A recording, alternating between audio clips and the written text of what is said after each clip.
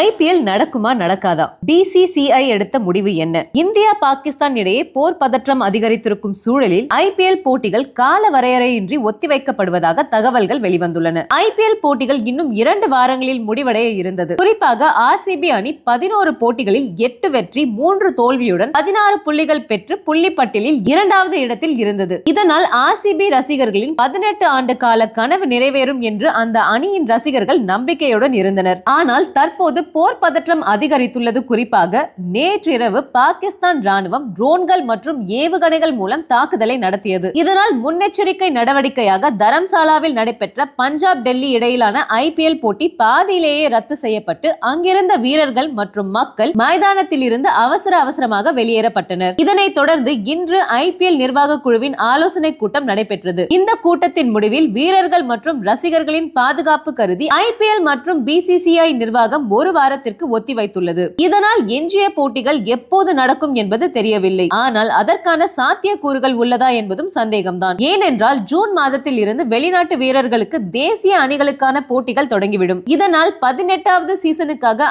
IPL தொடர் கைவிடப்பட்டதா என்ற சந்தேகமும் ரசிகர்களிடையே நிலவி வருகிறது.